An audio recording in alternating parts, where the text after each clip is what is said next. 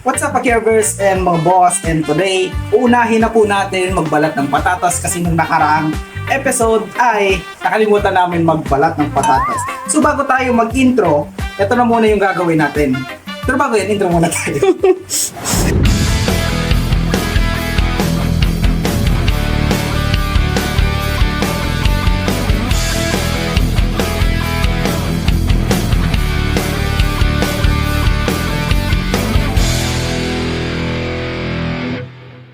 Okay, yan ha. OJT, wag mo nang kakalimutan yan sa susunod ha. Tayo po ay magbabalat ng maputing. Ano? Ano patatas? Mas puti. Okay. So yun nga guys, kung hindi nyo nagigets yung mga joke namin at wala kayong idea sa mga nangyari, panoorin nyo ang episode na ito. Kaninong trabaho to? Ha? Guto na yung pogi. Ay, oo nga. Ala! Uy, seryoso. Ano sa'yo? Mashed potato! Wow! And anyways, habang binabalatan na nga ni OGT itong patatas, ito naman ang gagawin ko. I-defrost ko na nga. Tumigil ka dyan. I-defrost ko nga pala itong aking crayfish. At napaaga yung harvest sa kadahilan ng hindi ko nasasabihin. Ayan. Meron po tayong red clarky at Australian red claw. Yan, naka-freezer nga po yan. Yan, malamig na malamig. And i-defrost na rin natin itong mushroom. So hintay-hintayin lang natin yan. Ayun nga po guys, itong tangkay ng mushroom is puputulin natin kasi ito yung pinagtubuan ng mushroom at matigas to at pangit to kainin. Kaya alis natin. Ayan. Okay, cameraman, halika dito, ilapit mo. Itutok mo pa. Walang ko narinig yun. Yellow. Frozen na frozen.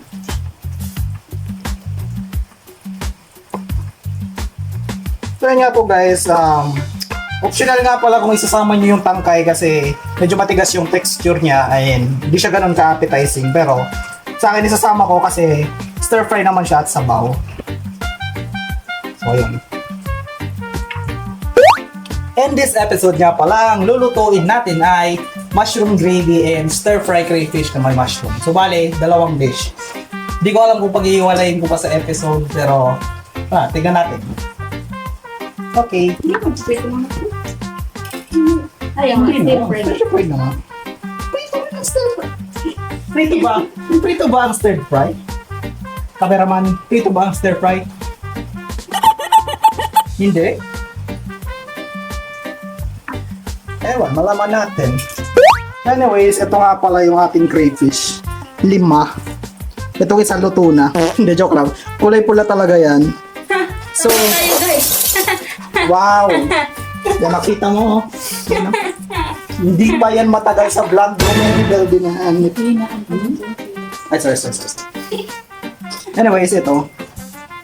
So, magtataka kayo kung bakit kinuha ko na to. Maliit pa. Kadahilanan po kasi namatay na to. Kinulutuin natin. Kaya po guys, meron pong technique para sa pagtanggal ng bituka ng crayfish. Halika dito. Focus. So ito part na sa gitna ng buntot, hihilain nyo lang po 'yan. And wow. Yan po. Yan po ang bituka ng crayfish. Ayan. So, ganyan po kadali at magtanggal ng bituka ng crayfish. Sige dito, OGT. Manood ka. Ayan ang bituka ng crayfish. Pwede mo yun ipakain doon sa mo. Fish? Really? Oo.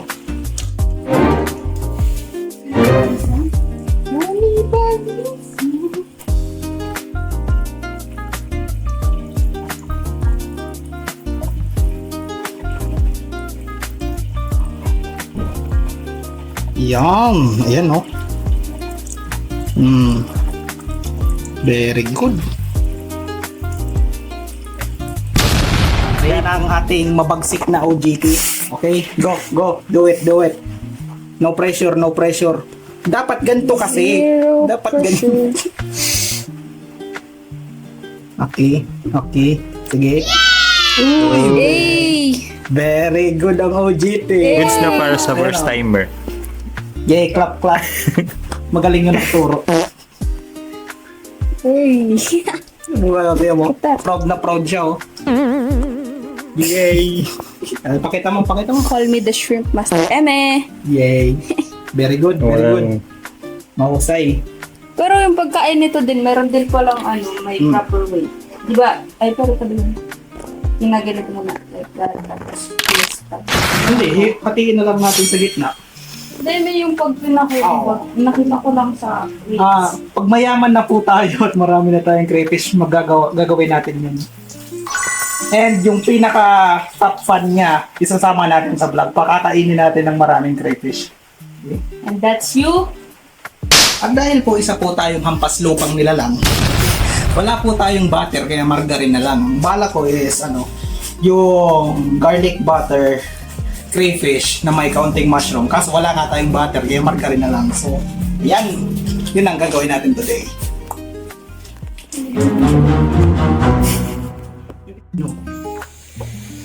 Sabi ng tao, ilulu. Tata iluluwit hawilile.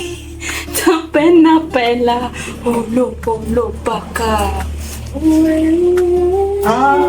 Kimilo. Mukha na. Ikatateke. Hello. Atiye. Kumakanta ka ng random song. Ano? Tata iluluwit hawilile. Hindi. Ito yung mukha na. Pero napaka-random na bigla kong kinanta. So it's considered as a random song. Moving on, na po tayo ng margarine. Parang sinabi ko na to ha. Nasa yung gravy? Nandyan.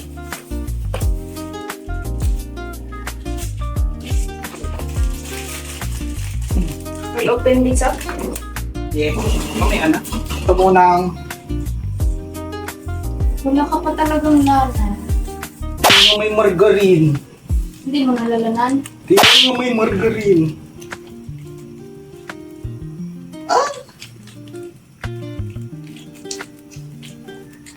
Mukha siyang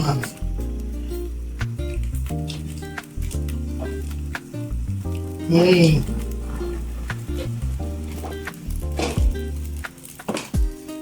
Okay. Very nice. And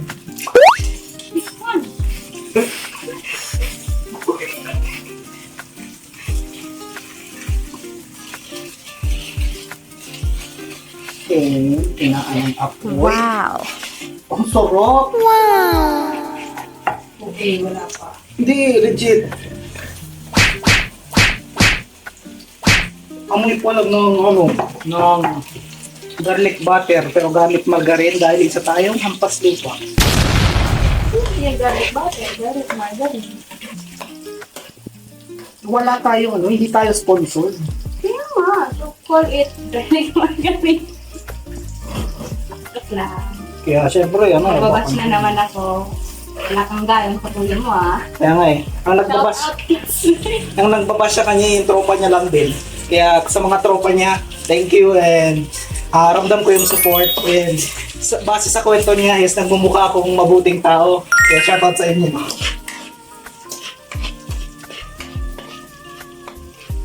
Yan. Ikwaksak mo nga pare. Ayan ang sarap. Wow. Na para bang sa sininong rice. Aray. Sinong aray? Crayfish. And another crayfish. Lagyan muna natin yan. Tangkutahin nga muna natin yung mga pare. Kanina, hindi naman sino, nagiging pula na rin yung kulay blue. Paano dating pula? Pula? Luto na. Ang bakala eh, ang sarap. Hinaan ng apoy. Diba? Amoy pang mayaman. Amoy so sweet. Yes. Para po sa mga nanonood, first time ko lang din po kakain ng crayfish. Ang dami ko ng crayfish sa bahay, minsan hindi ko tinikman.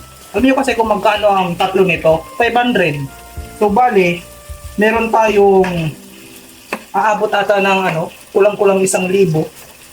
Dito to, legit. Ang trio po kasi ng crayfish is 500. What happened? Crayfish. Nahihinaya ako. Ang mahal nito. Lagay ang mushroom.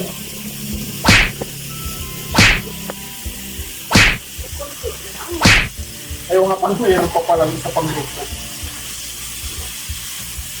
Nilokat. Bilis. Ano gusto mo sa mushroom? Yung durog o yung buo? Alam, ngayon lang ako makapatikin. Oo. Dudurogin na lang para mas masakit.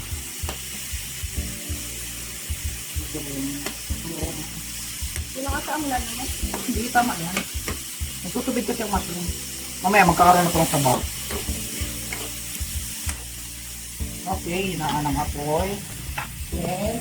Pero I'm curious, paano yung prito lang at in prito lang talaga siya?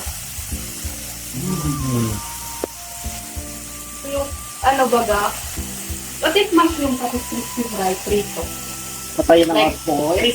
like mushroom chips. Mahirap. Mahirap. Okay. No, liquid seasoning nga pala. Okay. Hindi tayo spoonful. Laurel. Okay. Paminta na may stapler.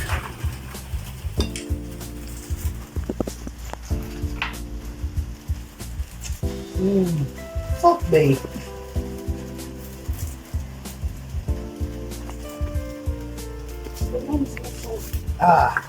Dahon ng laurel. May stapler Ang din. sarap ng amoy. Kaya nga eh. Pasan ulit ang apoy and gisa. O yan na. Lumambot na yung mushroom. Yan, ganun lang kadali magluto po. And, oh wow!